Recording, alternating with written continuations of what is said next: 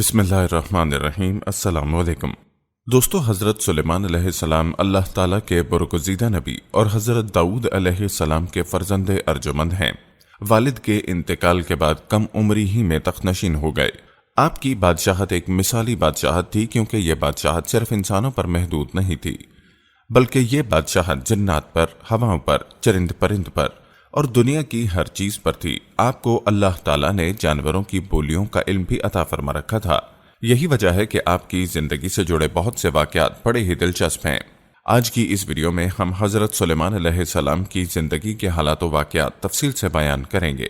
آپ کو اللہ رب العزت نے کیا کیا معجزات عطا فرمائے تھے، یہ بھی آپ کو بتائیں گے۔ ویڈیو دلچسپ ہونے کے ساتھ ساتھ ایمان افروز بھی ہے، لہٰذا آپ نے ویڈیو کو سکپ نہیں کرنا اور آخر تک ضرور دیکھنا ہے۔ دوستو، واقعے کا آغاز کرنے سے پہلے آپ سے درخواست ہے، اگر آپ ہمارے چینل زما وائس کی ویڈیو پہلی بار دیکھ رہے ہیں اور ابھی تک آپ نے ہمارا چینل سبسکرائب نہیں کیا تو ابھی ہمارا چینل سبسکرائب کریں اور ساتھ ہی لگے بیل کے بٹن کو بھی پریس کریں تاکہ آپ کو مستقبل میں ہماری اپلوڈ ہونے والی مزید ویڈیوز کا نوٹیفیکیشن ملتا رہے۔ پیارے دوستو، سب سے پہلے آپ کو حضرت سلیمان علیہ السلام کے حسب نسب کے بارے میں بتاتے ہیں۔ یاد رہے کہ آپ کا سلسلہ نسب حضرت ابراہیم سے جا ملتا ہے۔ حافظ ابن قصیر نے آپ کا نسب نامہ یوں تحریر کیا ہے: سلمان بن داؤد بن عیشع بن عامر بن سلمون بن نقشون بن امینہ بن ارم بن حسرون بن فارس بن یہودا بن یعقوب بن اسحاق بن ابراہیم۔ دوستو، جہاں تک بات ہے آپ کی والدہ کی، تو ان سے متعلق بہت کم معلومات دستیاب ہیں اور جو ہیں وہ بھی مستند نہیں۔ البتہ ابن ماجہ میں ایک حدیث ہے، رسول اللہ صلی اللہ علیہ وسلم نے فرمایا، سلیمان بن داؤد کی والدہ نے ایک دفعہ نصیحت فرمائی، بیٹا رات بھر سوتے ہی نہ رہا کرو، اس لیے کہ رات کے اکثر حصے کو نیند میں گزارنا انسان کو قیامت کے دن اعمال خیر سے محتاج بنا دیتا ہے۔ دوستو، یاد رہے کہ اللہ تعالیٰ نے حضرت سلیمان کو بہت سے معجزات عطا فرما رکھے تھے، جن میں سے چند یہ ہیں: ایسی عظیم بادشاہت جو ان سے پہلے کسی کو نصیب ہوئی، نہ ان کے بعد کسی کو میسر آئے گی۔ انسانوں کے علاوہ جنوں اور شیاطین کو ان کے تابع کر دیا۔ ہر طرح کے جانوروں کو نہ صرف آپ کا فرما بردار کیا، بلکہ ان کی بولیاں سمجھنے اور بولنے کی صلاحیت بھی عطا فرمائی۔ ہوا کو مسخر کر دیا کہ آپ ایک ماہ کی مسافت صبح و شام میں طے کر لیا کرتے تھے۔ ان کے لیے پگھلے ہوئے تانبے کا چشمہ جاری کر دیا۔ دوستو، آپ کو یہ بھی بتاتے چلیں کہ قرآن مجید کی 7 سورتوں میں 16 مقامات پر حضرت سلیمان کا تذکرہ آیا ہے۔ سورہ بقرہ، سورہ نساء، سورہ الانعام، سورہ سبا میں ایک بار، سورہ صاد میں 2 جگہ، سورہ الانبیاء میں 3 بار، جبکہ سورہ نمل میں 7 مقامات پر آپ کا تذکرہ ہوا ہے۔ روایات میں آپ علیہ السلام کے بچپن سے جڑا ایک عجیب واقعہ ملتا ہے۔ حضرت سلیمان کو اللہ تعالیٰ نے علم و حکمت، فہم و فراست، فطانت و ذہانت اور بے پناہ قوت فیصلہ سے نوازا تھا۔ ایک مرتبہ حضرت داؤد کے دربار میں 2 افراد مقدمہ لے کر حاضر ہوئے۔ ان میں ایک بکری والا اور دوسرا کسان تھا۔ کسان نے دعویٰ کیا کہ اس شخص کی بکریوں نے میرے کھیت میں گھس کر اسے تباہ و برباد کر ڈالا۔ حضرت داؤد نے اپنے علم و تجربے کے پیش نظر فیصلہ دیا کہ کھیتی کا نقصان بکریوں کے ریوڑ کی قیمت کے برابر ہے، لہذا بکریوں کا پورا ریوڑ بطور تاوان مدعی کو دے دیا جائے۔ فریقین عدالت سے باہر نکلے تو دروازے پر نوعمر حضرت سلیمان سے ملاقات ہو گئی۔ انہوں نے مقدمے کے بارے میں دریافت کیا اور فیصلہ سن کر دونوں کو لے کر والد محترم کی خدمت میں حاضر ہوئے اور گزارش کی، اگر اجازت ہو تو اس فیصلے سے متعلق اپنی رائے پیش کروں۔ اجازت ملنے پر حضرت سلیمان بولے، آپ بکریاں تو کھیت والے کو دے دیں تاکہ وہ ان سے فائدہ اٹھاتا رہے، اور کھیت کی زمین بکریوں والے کے سپرد کر دیں کہ وہ اس میں کاشت کر کے کھیت کو اس حالت میں لے آئے جیسا بکریوں کے چرنے سے پہلے تھا، پھر کھیت واپس کسان کو دے دیں اور بکریاں بکری والے کو۔ حضرت داؤد کو یہ فیصلہ بہت پسند آیا اور اس کا تذکرہ قرآن کریم میں یوں ہوا: اور داؤد اور سلیمان کو یاد کیجئے جب وہ کھیت کے معاملے میں فیصلہ کر رہے تھے کہ کچھ لوگوں کی بکریاں رات کو چر گئی تھیں اور ہم ان کے فیصلے میں موجود تھے، اور ہم نے اس کا صحیح فیصلہ سلیمان کو سمجھا دیا۔ سورہ انبیاء آیت نمبر 78 اور 79۔ پیارے دوستو، یاد رہے حضرت سلیمان نے اللہ تعالیٰ سے اپنی بادشاہت کے لیے دعا مانگی تھی، جیسا کہ قرآن مجید میں آپ کی دعا موجود ہے۔ حضرت سلیمان نے یوں دعا مانگی: اے میرے پروردگار، میری مغفرت فرما اور مجھے ایسی بادشاہت عطا کر جو میرے بعد کسی کو بھی میسر نہ ہو، بے شک تو بڑا عطا فرمانے والا ہے۔ سورہ صاد آیت نمبر 35۔ حضرت سلیمان کی یہ دعا اللہ کے دین کے غلبے ہی کے لیے تھی، چنانچہ اللہ نے دعا قبول فرمائی اور انہیں عظیم الشان حکومت عطا فرمائی۔ آپ ہفت القلیم کے بادشاہ تھے، دنیا کی ہر شے آپ کے مطیع اور فرما بردار تھی۔ हवा को हुक्म देते तो वो महीनों का सफर घंटों में तय कर देती। चरिंद परिंद हर हुक्म की ताबेदारी के लिए हाजिर होते। सर्कस जिन्नात हर वक्त हाथ बांधे अहकामात की बजा आवरी के लिए तैयार रहते और शयातीन जंजीरों में जकड़े रहते। जैसा कि सूरह अंबिया में इरशाद है, और हमने तेज हवा सुलेमान के ताबे कर दी, जो उनके हुक्म से उस मुल्क में चलती थी जिसमें हमने बरकत दी थी, यानी मुल्क शाम, और हम हर चीज से बाखबर हैं। हजरत हसन बसरी फरमाते हैं, हवा के मुसख्खर करने का वाकया हजरत सुलेमान के साथ उस वक्त पेश आया जब आप अपने लश्करी घोड़ों के मुआयने में मसरूफ थे। इस असना में आपकी असर की नमाज फौत हो गई। चूंकि इस गफलत का सबब घोड़े बने, लिहाजा उन्होंने उन खूबसूरत और बेशबहा घोड़ों को ज़िबह कर दिया। हजरत सुलेमान ने जब अपनी सवारी के जानवर कुर्बान कर दिए तो अल्लाह ताला ने उन्हें उससे बेहतर सवारी अता फरमा दी और हवा को मुसख्खर कर दिया। दोस्तों, हजरत सुलेमान के इन घोड़ों का वाकया कुरान करीम की सूरह साद की आयात 31, 32 और 33 में यूं मौजूद है। इरशाद बारी ताला है, और हमने सुलेमान के लिए हवा को मुसख्खर कर दिया कि सुबह की मंजिल महीने भर की होती और शाम की मंजिल भी। सूरह सबा आयत नंबर 12। यानी हजरत सुलेमान मआ अयान सल्तनत और लश्कर तख्त पर बैठ जाते और जिधर आपका हुक्म होता हवाएं उसे इतनी रफ्तार से ले जाती कि एक महीना जितनी मुसाफत सुबह से दोपहर तक की एक मंजिल में तय हो जाती, और फिर इसी तरह एक महीने की मुसाफत दोपहर से रात तक में, यानी इस तरह एक दिन में 2 महीनों की मुसाफत तय होती। प्यारे दोस्तों, अब मुख्तसरन बात करते हैं आपके लिए तस्खीर जिन्नात और शायातीन की। जैसा कि पहले भी जिक्र हुआ कि अल्लाह ताला ने जिन्नात और शायातीन को भी हजरत सुलेमान का ताबे और फरमाबरदार बना दिया था, जो नौकरों चाकरों की तरह आपका हर हुक्म बजा लाते और आपके लिए समुंदर की तह से कीमती मोती, हीरे जवाहरात निकाल लाते। हजरत सुलेमान को बड़ी और खूबसूरत इमारतें बनाने का शौक था, चुनाचे वो आपके हुक्म पर शानदार इमारतें बनाते। अगर उनमें से कोई सरकशी करता तो हजरत सुलेमान उसे सजा देते और जंजीरों में जकड़ देते। जैसा कि कुरान करीम में इरशाद है, हमने बहुत से शयातीन भी उनके ताबे किए थे, जो उनके फरमान से गोता लगाते थे और इसके सिवा भी बहुत से काम करते थे, और उनके निगहबान हम ही थे। सूरह अंबिया आयत नंबर 82। याद रहे कि इन जिन्नों में भी 2 तरह के जिन्नात थे। एक तो अहले ईमान थे, जो अपने नबी का हर हुक्म मजहबी फरीजा समझकर पूरा करते, लेकिन जो जिन काफिर थे उन्हें शयातीन कहा गया, जो अपने कुफर और सरकशी के बावजूद हजरत सुलेमान के ताबे फरमान तो रहते, लेकिन उनसे नुकसान का भी अंदेशा था, इसलिए अल्लाह ताला ने उनकी हिफाजत फरमाई। जैसा कि सूरह सबा में इरशाद है, जो कोई उनमें से हमारे हुक्म से फिरेगा उसको हम आग का मजा चखाएंगे। आयत नंबर 12। मुफस्सरीन फरमाते हैं कि अल्लाह ताला ने एक फरिश्ता मुकर्रर फरमा दिया था जिसके हाथ में आग का सोंटा होता। जो जिन हजरत सुलेमान के हुक्म से सरताबी करता, फरिश्ता उसे सोंटा मारता जिससे वो जलकर भस्म हो जाता। फतेह अल कदीर। दोस्तों, अब बात करते हैं तांबे के चश्मे की। कुरान करीम में इरशाद बारी ताला है, और हमने उनके लिए तांबे का चश्मा बहा दिया। सूरह सबा आयत नंबर 12। अल्लाह ताला की जानिब से हजरत सुलेमान को अता किए गए मोजज़ात में से एक पिघले हुए तांबे का वो चश्मा है जिनमें जिन्नात बड़ी बड़ी देगे, लगन, बर्तन और बहरी जहाज तैयार किया करते थे।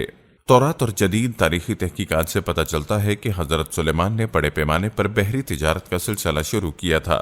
एक तरफ इसवन जाबर से उनकी तिजारती जहाज बहर अहमर में यमन और दूसरे जनूबी और मशरकी ममालिक की तरफ जाते, और दूसरी तरफ बहर रोम की बंदरगाहों से उनका बेड़ा, जैसे बाइबल में तरसी बेड़ा कहा गया है, मगरबी ममालिक की तरफ जाया करता था।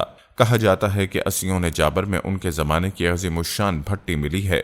आसार कदीमा के माहिरीन का अंदाज़ा है कि यहाँ अदोम के इलाके अरबा की कानों से खाम लोहा और तांबा लाया जाता और इस भट्टी में पिघलाकर इसे दूसरे कामों के अलावा जहाजी सामान में भी इस्तेमाल किया जाता था। इससे कुरान मजीद की इस आयत का मफ़हूम वाज़ेह होता है जो सूरह सबा में हजरत सुलेमान के मुतल्लिक आई है कि हमने उनके लिए पिघली हुई धात का चश्मा बहा दिया। तफ़हीमुल कुरान। प्यारे दोस्तों, अब बात करते हैं आपके जानवरों के बोलियों के इल्म की। याद रहे कि अल्लाह ताला ने हजरत सुलेमान को तमाम जानवरों, हत्ता के चींटियों तक की बोलियों के इल्म से नवाजा था, जिसका तज़किरा कुरान पाक में यूं है, ए लोगो, हमें यानी हजरत सुलेमान को परिंदों की बोलियां सिखाई गई हैं। सूरह नमल। और इसी सूरह मुबारका में जिक्र है कि एक मर्तबा हजरत सुलेमान अपने लाओ लश्कर के साथ एक ऐसे मैदान से गुजरे जहां चींटियों की बड़ी बस्ती थी। चींटियों की मलिका ने जब लश्कर को देखा तो कहा, ऐ चींटियों, अपने घरों में घुस जाओ, कहीं ऐसा ना हो कि हजरत सुलेमान और उनका लश्कर तुम्हें पैरों तले रौंद डाले और उन्हें रौंदने की खबर भी ना हो। یہ بات سن کر حضرت سلیمان مسکرا دیے اور اللہ کا شکر بجا لائے اور کہنے لگے، اے میرے رب، مجھے توفیق عنایت کر کہ جو احسان تو نے مجھ پر اور میرے والدین پر کیے ہیں ان کا شکر کروں اور ایسے نیک کام کروں کہ تو ان سے خوش ہو جائے اور مجھے اپنی رحمت سے اپنے نیک بندوں میں داخل فرما۔ سورہ نمل۔ حضرت سعدی فرماتے ہیں کہ حضرت سلیمان کے عہد میں قحط پڑا تو آپ نے لوگوں کو نماز استسقاء کے لیے نکلنے کا حکم دیا۔ جب نماز پڑھنے میدان میں گئے تو وہاں ایک چونٹی اپنے قدموں پر کھڑی دعا کر رہی تھی، اے اللہ، میں بھی تیری مخلوق ہوں، ہمارا بھی تیرے فضل کے بغیر چارہ نہیں، اے اللہ ان پر بارش برسا دے۔ یہ سن کر آپ واپس آ گئے اور لوگوں کو کہا اب بارش ہو جائے گی۔ پیارے دوستو، آپ کی زندگی میں خود کی غیر حاضری کا واقعہ بھی ایک اہم اور دلچسپ واقعہ ہے۔ کہتے ہیں کہ ایک مرتبہ حضرت سلیمان علیہ السلام نے پرندوں کی حاضری لی تو معلوم ہوا کہ خود غائب ہے۔ بغیر اطلاع غیر حاضر ہونے پر آپ کو غصہ آ گیا اور فرمایا، اگر خود نے غیر حاضری کی معقول وجہ نہ بتائی تو اسے سخت سزا دوں گا اور ذبح کر دوں گا۔ حضرت عبداللہ ابن عباس سے سوال کیا گیا، تمام پرندوں میں سے خود ہی کی تفتیش کی وجہ کیا تھی؟ آپ نے فرمایا، حضرت سلیمان علیہ السلام نے کسی ایسے مقام پر فرمایا جہاں پانی نہیں تھا، اللہ تعالیٰ نے خود کو یہ خاصیت عطا فرمائی کہ وہ زمین کے اندر کی چیزوں اور زمین کے اندر بہنے والے چشموں کو بھی دیکھ لیتا ہے۔ حضرت سلیمان علیہ السلام کا مقصود یہ تھا کہ خود سے معلوم کریں کہ اس میدان میں پانی کتنی گہرائی میں ہے اور کس جگہ زمین کھودنے سے پانی کافی مقدار میں مل سکتا ہے، اور خود کی نشاندہی کے بعد وہ جنات کو حکم دیتے کہ زمین کھود کر پانی نکالو۔ دوستو، کہتے ہیں کہ ابھی کچھ ہی دیر گزری تھی کہ خود ظاہر ہو گیا اور کہنے لگا، میں آپ کے لیے ایک ایسی خبر لایا ہوں جس کا آپ کو علم نہیں۔ میں آپ کے پاس قبیلہ سبا کی ایک سچی خبر لایا ہوں۔ سبا جنوبی عرب کی مشہور تجارت پیشہ قوم تھی جس کا دارالحکومت مارب موجودہ یمن کے دارالسلطنت صنعاء سے 55 میل شمال مشرق میں واقع تھا۔ یہ 1000 سال تک اپنی عظمت کے ڈنکے بجاتی رہی۔ پھر 115 قبل مسیح میں جنوبی عرب کی دوسری مشہور قوم خمیر نے اس کی جگہ لے لی۔ عرب میں یمن اور حضرموت، جبکہ افریقہ میں حبش کے علاقے پر اس کا قبضہ تھا۔ مشرقی افریقہ، ہندوستان، مشرق کے بعید اور خود عرب کی جتنی تجارت ہوئی تھی وہ زیادہ تر انہی سبایوں کے ہاتھ میں تھی۔ اسی وجہ سے یہ قوم اپنی دولت کے لیے نہایت مشہور تھی، بلکہ یونانی مورخین نے تو اسے دنیا کی سب سے زیادہ مالدار قوم کہا۔ تفہیم القرآن۔ خود نے کہا، اے بادشاہ، میں نے وہاں ایک عورت دیکھی ہے جو اس قوم کی حکمراں ہے۔ اس کو ہر طرح کی آسائش اور سامان میسر ہے۔ اس کا تخت بھی بڑا عظیم الشان ہے۔ میں نے دیکھا کہ وہ اور اس کی قوم اللہ کی بجائے سورج کے آگے سجدہ کرتی ہے۔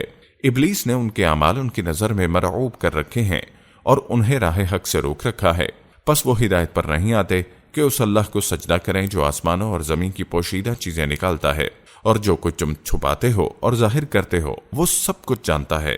اس کے سوا کوئی معبود برحق نہیں، وہی عرش عظیم کا مالک ہے۔ حضرت سلیمان نے فرمایا، اب ہم دیکھیں گے کہ تو نے سچ کہا ہے یا تو جھوٹا ہے۔ میرا یہ خط لے جا کر انہیں دے، پھر ان کے پاس سے ہٹ جا اور دیکھ کہ وہ کیا جواب دیتے ہیں۔ خود نے حضرت سلیمان کے حکم کی فوری تعمیل کی اور خط لے کر ملکہ سبا کے پاس پہنچا۔ روایات میں ہے کہ ملکہ سبا، جس کا نام بلقیس تھا، اس وقت بھی آفتاب کی پوجا کر رہی تھی۔ خود خط اس کے قریب ڈال کر وہاں سے ہٹ گیا۔ ملکہ نے جب خط پڑھا تو متفکر ہو گئی اور فوری طور پر درباری طلب کر لیے۔ ملکہ نے کہا، اے اہل دربار، میری طرف ایک بڑا اہم خط پھینکا گیا ہے جو فلسطین اور شام کے عظیم الشان سلیمان کی طرف سے ہے، جسے بسم اللہ الرحمن الرحیم سے شروع کیا گیا ہے۔ اس میں کہا گیا ہے کہ ہم سرکشی چھوڑ کر اطاعت اختیار کریں اور مسلمان ہو کر سلیمان کے آگے حاضر ہو جائیں۔ اب تم سب مل کر مجھے مشورہ دو، تم جانتے ہو کہ میں تمہارے مشورے کے بغیر کوئی کام نہیں کرتی۔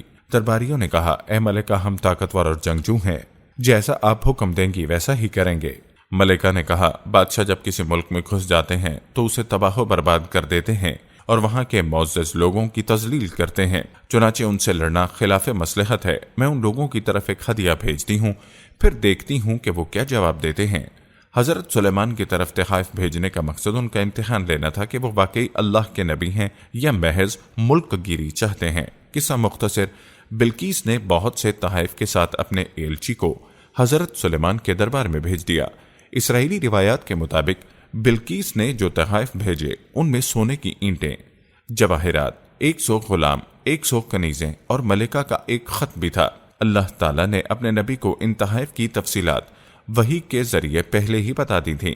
حضرت سلیمان نے جنات کو حکم دیا کہ شہر میں داخل ہونے والے راستے پر سونے چاندی کی اینٹوں کا فرش بچھا دیا جائے، راستے کے دونوں جانب سونے کی عجیب الخلقت جانور کھڑے کر دیا جائیں، وزراء اور عمل سلطنت کے تمام کرسیوں کو سونے کا کر دیا جائے، دربار کو ہیرے جواہرات سے مزین کیا جائے۔ الغرض جب بلقیس کے قاصد وہاں پہنچے اور انہوں نے یہ سب دیکھا تو شرمندہ ہوئے اور مرعوب بھی۔ حضرت سلیمان نے قاصدوں سے کہا، کیا تم لوگ میرے سے مدد چاہتے ہو؟ مگر دیکھ لو، جو کچھ اللہ نے مجھے دے رکھا ہے وہ اس سے بہت زیادہ ہے جو تمہیں دیا ہے، لہٰذا تمہارا تحفہ تمہیں مبارک ہو۔ اب تم اپنے تحائف کے ساتھ واپس جاؤ اور اپنی ملکہ سے کہنا کہ ہمارا انتظام کرے، ہم ایک زبردست لشکر لے کر آئیں گے جن کا وہ مقابلہ نہیں کر سکے گی، اور پھر ہم تم سب کو ذلت کے ساتھ وہاں سے نکال پھینکیں گے۔ قاصد نے واپس آ کر ملکہ کو حضرت سلیمان کا سخت پیغام پہنچایا۔ بلقیس ایک سمجھدار اور دانا خاتون تھی، وہ سمجھ گئی کہ واقعی یہ اللہ کے نبی ہیں، لہٰذا اس نے جنگ کی بجائے حضرت سلیمان کے دربار میں حاضر ہو کر اپنی اطاعت کا یقین دلانے کا فیصلہ کیا، اور وہ شاہانہ ٹھاٹ باٹ کے ساتھ حضرت سلیمان کی طرف روانہ ہو گئی۔ دوستو، روایات میں آتا ہے کہ حضرت سلیمان کو اللہ تعالیٰ نے وحی کے ذریعے مطلع فرما دیا کہ بلقیس تمہاری فرما بردار بن کر حاضر ہو رہی ہے۔ چنانچہ حضرت سلیمان نے اپنے درباریوں سے کہا، تم میں سے کون ملکہ کا تخت میرے پاس لا سکتا ہے؟ قبل اس کے کہ وہ لوگ مسلمان ہو کر میرے پاس پہنچے، جنوں میں سے ایک قوی ہیکل جن نے کہا، میں اس تخت کو حاضر کر دوں گا قبل اس کے کہ آپ اپنی جگہ سے اٹھیں، میں اس کی طاقت رکھتا ہوں اور امانت دار بھی ہوں۔ پھر جس شخص کے پاس کتاب کا علم تھا وہ بولا، میں آپ کی پلک جھپکنے سے پہلے اسے لائے دیتا ہوں۔ جو ہی سلیمان نے وہ تخت اپنے پاس رکھا ہوا دیکھا، پکار اٹھا، یہ سب میرے رب کا فضل ہے تاکہ وہ مجھے آزمائے کہ میں شکر کرتا ہوں یا ناشکری۔ شکر گزار اپنے ہی نفع کے لیے شکر گزاری کرتا ہے، اور جو ناشکری کرے تو میرا رب بے نیاز اور بزرگ و برتر ہے۔ سورہ نمل۔ کہا جاتا ہے کہ اس تخت کا طول 80 ہاتھ، عرض 40 ہاتھ اور اونچائی 30 ہاتھ تھی۔ اس میں موتی، سرخ یاقوت اور سبز زمرد جڑے ہوئے تھے۔ دوستو، اب بات کرتے ہیں بلقیس کی محل میں آمد کی۔ روایات میں آتا ہے کہ حضرت سلیمان نے ملکہ کا امتحان لینے کے لیے ان کے تخت میں کچھ رد و بدل کروا دیا۔ جب وہ آئیں تو ان سے پوچھا، کیا تمہارا تخت بھی اسی طرح کا ہے؟ انہوں نے کہا، یہ تو گویا خوب بہو وہی ہے، اور ہمیں تو پہلے ہی معلوم ہو گیا تھا اور ہم فرما بردار ہو چکے ہیں۔ سورہ نمل، آیت نمبر 42۔ بلقیس کے آنے سے پہلے حضرت سلیمان نے ایک ایسی عمارت بنانے کا حکم دیا جس کا فرش شیشے کا ہو، نیچے پانی جاری ہو، پانی میں مچھلیاں اور دوسرے آبی جانور ہوں۔ حضرت سلیمان اس عمارت میں اپنے شاہی تخت پر جلوہ افروز تھے، اور شیشے کے نیچے سے پانی اپنی پوری آب و تاب سے بہہ رہا تھا، جبکہ اس کے اوپر کا شیشہ نظر نہیں آتا تھا۔ بلقیس کو اسی محل میں لایا گیا، جیسا کہ ارشاد باری تعالیٰ ہے۔ جب اس نے اس فرش کو دیکھا تو اسے پانی کا حوض سمجھا اور کپڑا ہٹا کر اپنی پنڈلیاں کھول دیں۔ سلیمان نے کہا، یہ ایسا محل ہے جس کے نیچے بھی شیشے جڑے ہیں۔ وہ بول اٹھی، پروردگار، میں اپنے آپ پر ظلم کرتی رہی، اور اب میں سلیمان کے ہاتھ پر اللہ رب العالمین پر ایمان لاتی ہوں۔ سورہ نمل، آیت نمبر 44۔ پیارے دوستو، یاد رہے کہ ملکہ سبا کے مسلمان ہونے کے بعد کیا ہوا۔ قرآن کریم میں اس کی تفصیل نہیں ملتی، تاہم تفصیلی روایات کے مطابق ان کا حضرت سلیمان سے نکاح ہو گیا تھا۔ ابن عساکر کی حضرت اکرمہ سے روایت ہے، مسلمان ہونے کے بعد بلقیس حضرت سلیمان کے نکاح میں آ گئی تھیں، اور آپ نے انہیں ان کے ملک واپس بھیج دیا تھا۔ حضرت سلیمان نے یمن میں ان کے لیے 3 محل تعمیر کروائے۔ آپ وہاں تشریف لے جاتے اور 3 روز قیام فرماتے، واللہ علم۔ دوستو، اب بات کرتے ہیں بیت المقدس کی تعمیر کی اور حضرت سلیمان کی وفات کی۔ سورہ سبا کی آیت نمبر 14 میں حضرت سلیمان کی وفات کے بارے میں فرمایا گیا ہے، پھر جب ہم نے ان پر موت کا حکم صادر کر دیا تو ان کی خبر جنات کو کسی نے نہ دی سوائے گھن کے کیڑے کے جو ان کا عصا کھاتا رہا۔ پس جب سلیمان گر پڑے، اس وقت جنوں نے جان لیا کہ اگر وہ غیب جانتے ہوتے تو ذلت کے عذاب میں مبتلا نہ رہتے۔ دراصل جنات کے بارے میں مشہور ہو گیا تھا کہ وہ غیب کی باتیں جانتے ہیں۔ اللہ تعالیٰ نے حضرت سلیمان کی وفات کے ذریعے اس عقیدے کے فساد کو واضح کر دیا۔ حقیقت یہی ہے کہ غیب کا علم سوائے اللہ تعالیٰ کے کسی اور کو نہیں۔ حضرت سعدی، حضرت ابن عباس اور دیگر کئی صحابہ سے نقل کرتے ہیں کہ حضرت سلیمان کا معمول تھا کہ آپ بیت المقدس میں کبھی 1 تو کبھی 2 سال تنہائی میں بسر کرتے تھے۔ اسی طرح بعض اوقات وہاں 1 یا 2 ماہ تنہا رہتے اور اس دوران اپنا کھانا پینا ساتھ رکھتے۔ حضرت سلیمان علیہ السلام نے بیت المقدس کی تعمیر کا بہت سا کام مکمل کروا لیا تھا۔ کچھ کام باقی تھا جو جنات انجام دے رہے تھے۔ جنوں کی طبیعت میں سرکشی غالب ہے، لیکن وہ آپ کے خوف سے کام کرتے رہتے تھے۔ حضرت سلیمان علیہ السلام نے دعا کی تھی، اے اللہ میری موت سال بھر تک جنات سے مخفی رکھنا تاکہ انسان جان لے کہ جنات غیب کا علم نہیں رکھتے۔ ابن کثیر۔ دوسری وجہ یہ تھی کہ اس دوران بیت المقدس کا کام بھی مکمل ہو جائے، کیونکہ اگر جنات کو آپ علیہ السلام کی وفات کا علم ہو جاتا تو وہ کام چھوڑ دیتے۔ چنانچہ جب موت کا وقت قریب آیا تو آپ عبادت کے لیے بیت المقدس میں اپنی محسوس محراب میں داخل ہو گئے۔ یہ محراب شفاف شیشے کی بنی ہوئی تھی جس سے باہر سے اندر کی سب چیزیں نظر آتی تھیں۔ آپ اپنے معمول کے مطابق عصا کا سہارا لے کر کھڑے ہو گئے۔ وقت مقررہ پر روح قبض کر لی گئی، مگر حضرت سلیمان علیہ السلام عصا کے سہارے اپنی جگہ پر کھڑے رہے۔ جنات یہی سمجھتے رہے کہ وہ عبادت میں مشغول ہیں، اس لیے وہ تعمیراتی کام میں لگے رہے، یہاں تک کہ 1 سال گزر گیا اور بیت المقدس کا بقیہ کام بھی مکمل ہو گیا۔ دیمک نے عصا کی لکڑی کو اندر سے کھا کھا کر کمزور کر دیا تھا، جس کی وجہ سے ایک دن عصا ٹوٹ گیا۔ اس وقت جنات کو آپ کی وفات کی خبر ہوئی۔ حضرت بغوی رحمۃ اللہ نے علماء تاریخ کے حوالے سے نقل کیا ہے کہ حضرت سلیمان کی عمر 53 سال تھی اور ان کی سلطنت 40 سال رہی۔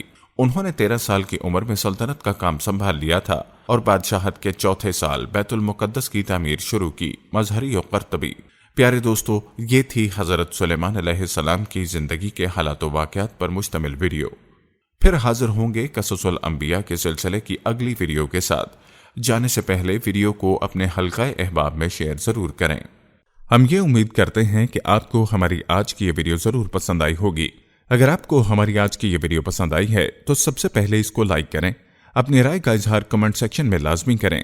آخر میں آپ سے ایک بار پھر درخواست ہے کہ آپ ہمارے چینل زما وائس کو ضرور سبسکرائب کر لیں اور ساتھ ہی لگے گھنٹی کے بٹن کو بھی کلک کریں تاکہ آپ کے پاس ہماری آنے والی مزید ویڈیوز کا نوٹیفیکیشن پر وقت ملتا رہے۔ اللہ تعالیٰ آپ کو اپنی حفظ و امان میں رکھے، آمین۔